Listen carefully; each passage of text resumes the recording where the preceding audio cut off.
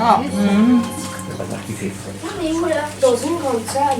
Encore? On approche. J'ai faim. Encore? Je n'y peux rien, c'est mon estomac qui gargouille.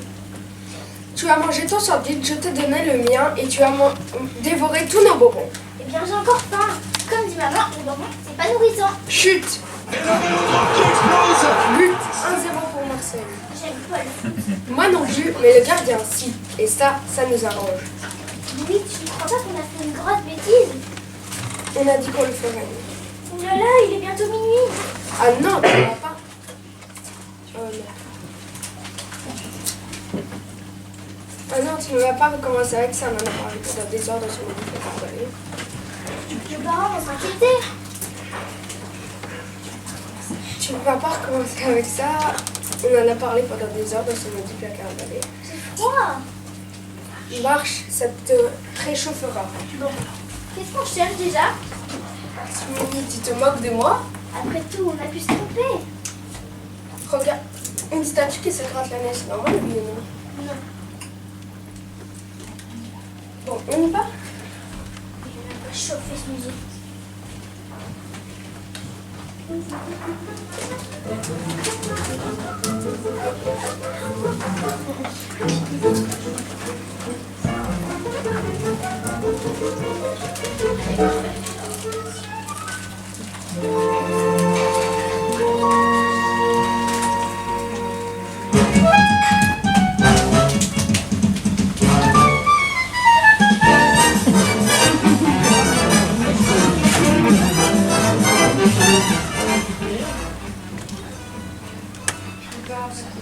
Tu vas finir par nous faire remarquer.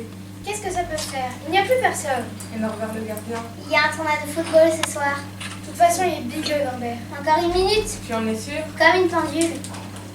Chouette, j'ai des fourmis dans les jambes. On remet la musique ce soir. Pas question. Musique de sauvage. De quoi elle se mêle celle-là? Est-ce qu'on leur a demandé l'heure qu'il est?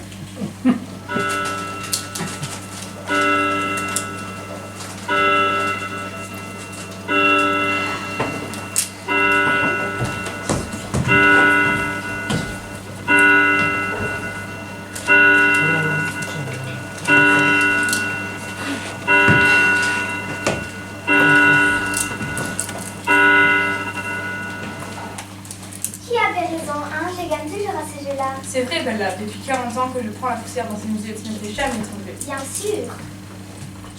Atchou! Je vous l'avais bien dit, je suis enrhumée. C'est impossible. Comment ça, c'est impossible, madame? Je sais bien, moi, si je suis malade. C'est impossible, Choupa. Une statue ne peut jamais tomber malade. Alors pourquoi j'ai éternué? Hein? Pour te faire remarquer. Remarquez celle-là. Oh là-bas, on vous a pas sonné, je vous fais remarquer à toutes que ces demoiselles dans leur tableau sont bien au chaud pendant que nous sommes presque toutes nues et exposées à la poussière. Alors évidemment... Tu veux dire, Carmina, que nous sommes devenus fragiles avec le temps? Alors nous allons toutes tomber malades? Oh non, je refuse d'avoir les nez qui coulent. En plus, je n'ai pas de mouchoir. C'est terrible. Nous risquons de perdre notre travail et de nous retrouver au grenier avec le rebut. Pas question, il faut faire quelque chose. Carmina, tu as une idée? Il n'y a qu'à demander au petit peuple qui se dit plein de bon sens. Il aura sûrement une idée extraordinaire. Vous nous avez adressé la parole, mon dame? C'est en train de m'énerver, celle-là. Vous êtes tous en grand danger. C'est qui celui-là? Gavroche, pour vous servir, mesdames. Pour nous servir à quoi? Vous ne devriez pas être traité de pauvre. Gavroche peut nous être très utile. Parce que, comme dit ma sœur, nous sommes tous en grand danger. Mais d'où tu sors, toi? Je t'ai jamais vu ici. Gavroche est notre petit frère. Et le peintre n'a pas pu le peindre, car ce jour-là, il était dans un placard, en train de manger un pot de confiture qu'il avait volé. Un vilain garçon, quoi. Si vous le prenez comme ça, je retourne dans mon placard, lire mon pot de confiture. Il est si susceptible. Gavroche est mort au combat. Elle est à quoi, ta confiture? Chut! Quelqu'un arrive, ce n'est pas Norbert. Ce n'est pas Tite non plus. Il faut reprendre nos places. Non, pas le temps. Cachons-nous. Carmina a raison, vite, dans la petite salle. Je vais chercher ma confiture. On approche.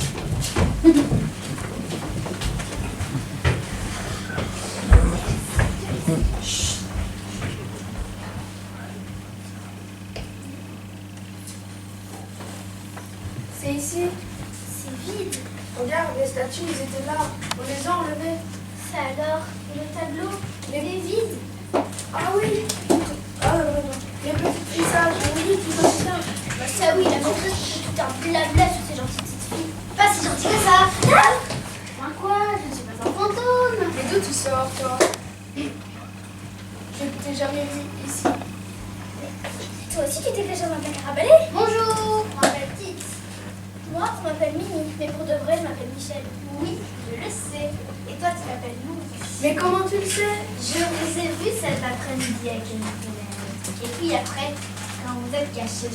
Tu nous as suivis? Vous voulez jouer avec moi qui n'ai pas d'amis? Pourquoi tu n'as pas d'amis? Pas d'amis comme vous. Qu'est-ce que tu fais là toute seule? Tu devrais être chez toi. Je suis chez moi ici. Tu es la fille du gardien? Non. Je ne comprends rien. Il se passe des choses bizarres dans ce monde. Oui, probablement bizarre. Oh, moi j'ai l'habitude. Faut pas avoir peur. Mes amis sont très gentils. Quel ami?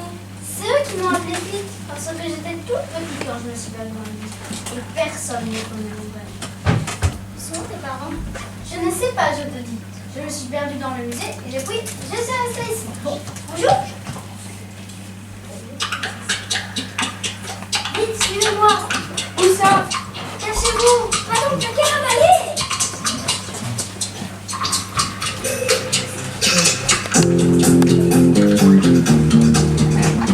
Ils sont partis. Si t'as compris, alors on pense la musique.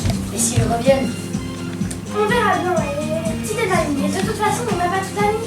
La voie est libre.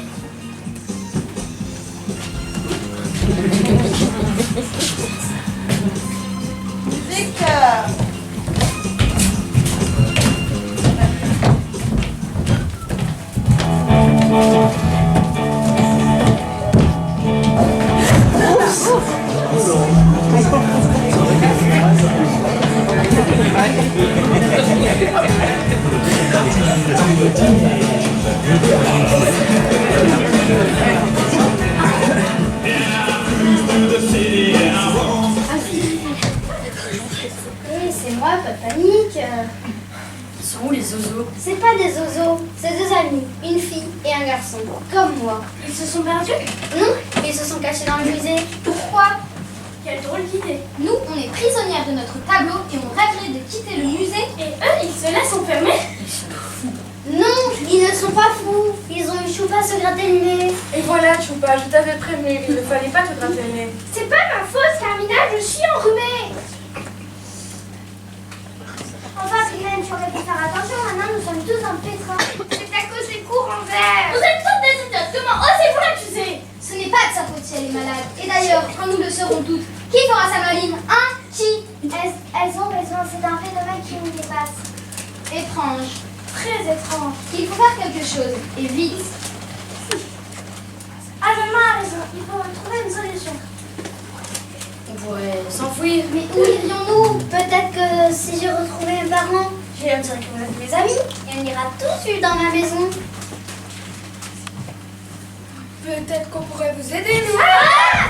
Je vous avais dit qu'il ne fallait pas. Vous devez avoir des crampes à rester comme ça des heures sans bouger. Mimi. Vous ne comprenez pas. Vous avez découvert quelque chose que les humains n'ont jamais découvert. Vous êtes en danger maintenant. Tout le monde est en danger maintenant. C'est une catastrophe. C'est la faute à Voltaire, on est mal barré. Gavroche. Puisque de toute façon on est mal barré, vous pouvez bouger. Mimi, tais-toi. Oh, ça va. Eh, t'es marrant toi, tu t'appelles comment? Mimi. Écoutez, il faut trouver une solution sans doute la plus importante de notre histoire. C'est vrai, mais elle a raison. Il faut se remettre au potin. Hein? Je veux dire, nous sommes dans une situation critique. Il nous faut prendre des mesures énergiques. Si, va voir où on est tout notre football. Il ne faudrait pas que le gardien nous surprenne. J'y vais, Camilla. Athelma, Eponine, Gavroche, allez retirer vos costumes. On y va. Gavroche, réveille-toi et n'oublie pas ta confiture. J'en ai d'autres en réserve. Qu'est-ce que je te dis? Bien, chef-tel.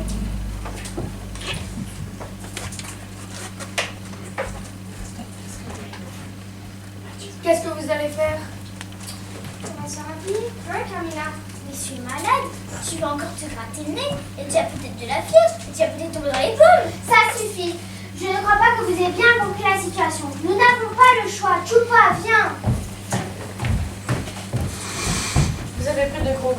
Les anciens du musée disent qu'un jour, un être vivant a découvert que le musée était enchanté, comme vous. Et alors, il n'est jamais ressorti du musée. Il est resté ici, il s'est transformé en statue. C'est une blague. Dans 2 heures, le jour va se lever. Tu verras bien, c'est une blague.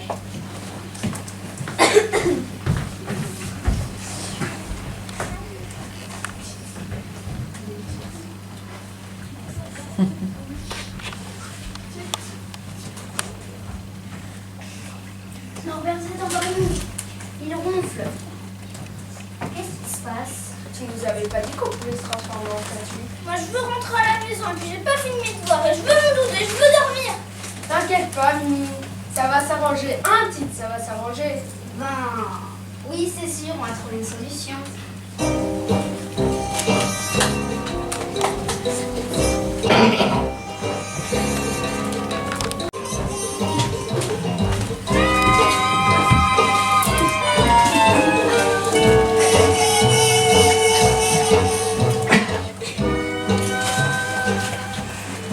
La situation est de plus en plus critique. Je ne comprends pas, elle a beaucoup de fièvre. Même les anciens ne comprennent pas. Que faire à Zelma? Le jour va bientôt se lever.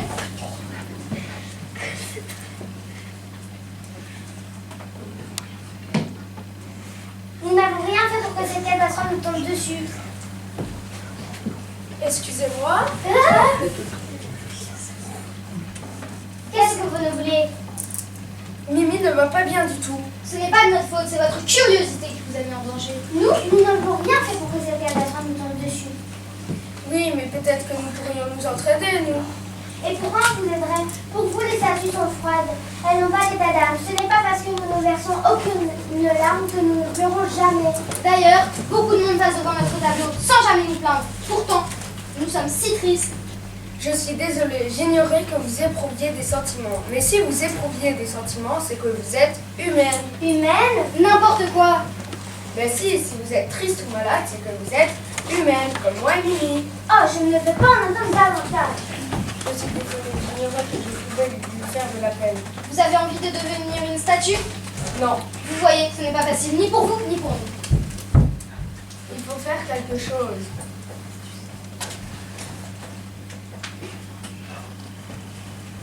Ce n'est pas possible. T'as entendu ce qu'a dit Zelma?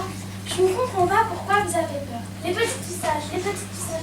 J'en ai assez, moi, d'être une petite fille à mon tableau. Et tous les gens qui viennent te voir, tandis que moi, je suis condamnée à manger ma confiture tout seul dans le noir. Gavroche a raison, ce n'est pas drôle d'être enfermé tous les jours dans l'armoire de la cuisine. Est-ce qu'on mange à la confiture? Nous, on ne mange rien.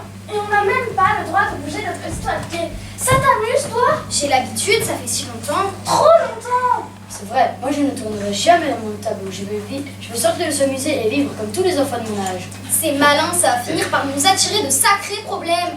Fais ce que tu veux. Viens, Gavroche, on peut organiser notre fuite. On y va. Elle est folle. Et attendez-moi, je viens avec vous.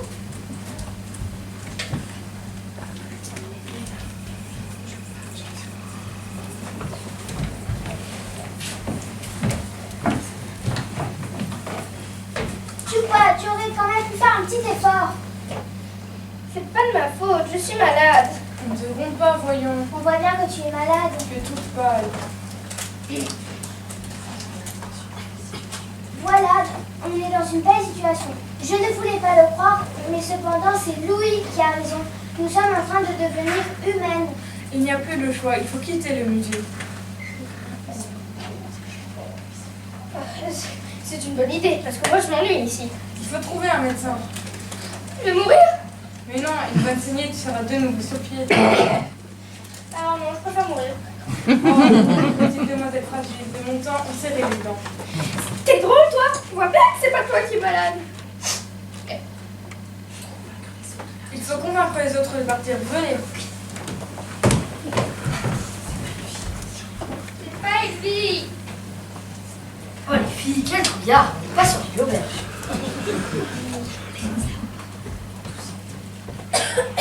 Ce n'est pas la grande forme. Je n'ai pas vu Louis. Il m'a laissé seul dans le placard à balai, j'ai peur. Si tu veux, je t'invite dans ma cuisine. Il y a du petit lait chaud sur le feu et des petits gâteaux dans le four. Ta maman est dans la cuisine? Non, Tu n'as pas de maman? non.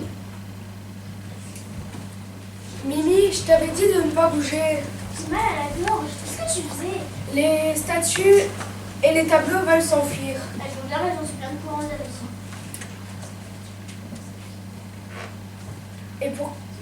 Et pourquoi ça?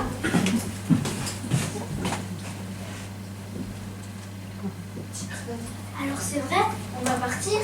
Vous, oui, mais nous, si on se transforme en statue, on ne sortira jamais d'ici. C'est pas juste. Je vais retrouver mes parents et ils m'aideront à vous délivrer. Je suis désolée, Tite. Je ne voudrais pas te décourager, mais dehors, ça sera difficile. Et pourquoi ça? À nous la liberté!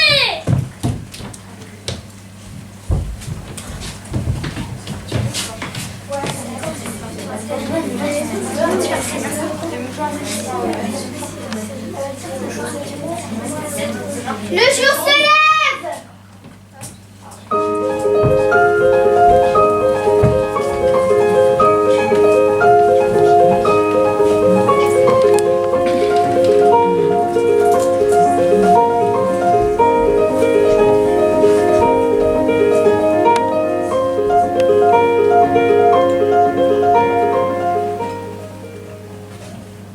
À la cour du roi Soleil, je chantais et le roi lui-même disait que j'avais une voix en or.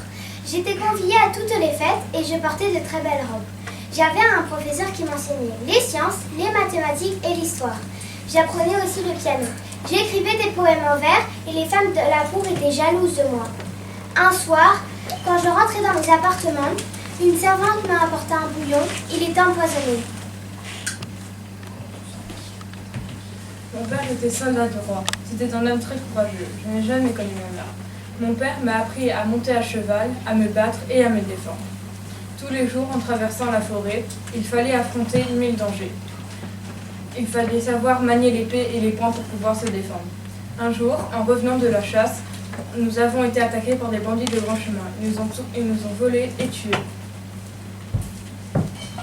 Mon papa et ma maman étaient très pauvres. Ils avaient déjà 9 enfants quand je suis née. Ils travaillaient dur dans les champs. L'hiver était rude et on manquait de pain. Mais on se serrait les coudes et on partageait le peu qu'on avait. Mon moment préféré, c'était le soir. Tous réunis au coin du feu, maman nous contait une histoire. Un jour, j'ai eu de la tuberculose. J'ai toussé des jours et des nuits. Et un matin, je ne me suis pas réveillée. Je n'avais pas d'armes, je n'étais qu'un enfant. Et ils m'ont tué avec un fusil. Et sur les barricades en juin 1832. Ça chauffait, et je n'avais peur de rien. Ce n'est pas la faute à Voltaire, c'est la faute à la bêtise. Si c'était à refaire, je me battrais encore. On n'arrête pas le murmure du peuple. Quand il dit « il faut du pain », car c'est le cri de la nature. Je suis tombée par terre, c'est la faute à Voltaire. L'énorme ruisseau, c'est la faute à... Je suis la petite sœur d'Éponine, mais la grande sœur de Gavroche. Nous n'étions pas riches et à cette époque, les jeunes filles devaient rester bien sages à la maison. Moi, je lisais et je brodais. Je faisais la cuisine et le ménage pour aider ma mère. En cachette le soir, à la bougie, je lisais des livres qui me faisaient voyager et rêver au prince charmant. Un jour, en me promenant, je suis tombée dans la rivière et je me suis noyée, comme Léopoldine, la fille de Victor Hugo. Je me suis battue moi aussi avec Gavroche sur les barricades.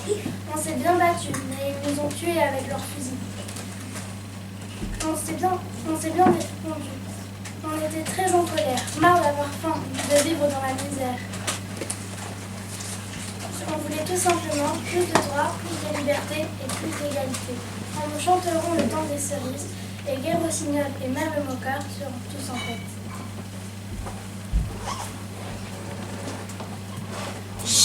Il ne faut plus faire de bruit. Norbert le gardien se réveille. Il va faire sa tournée d'inspection. Retournez tous à vos places. Je vais repartir dans le miroir et retourner au pays des rêves. Et vous deux, il est grand temps de vous réveiller.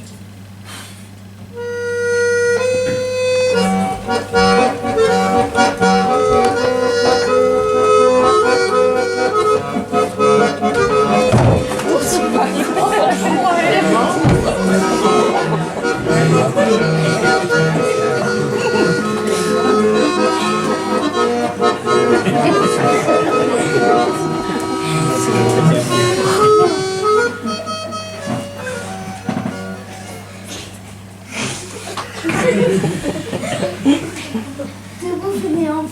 Ah, quoi? J'ai fait un drôle de rêve. Si je te raconte, tu ne me croiras pas. Moi, j'ai rêvé qu'on se transforme en statue. Ça alors, moi aussi. Ils vont bientôt ouvrir les portes. Qu'est-ce qu'on va prendre? Mais non, ils sont trop contents de nous voir, nos parents, tu verras.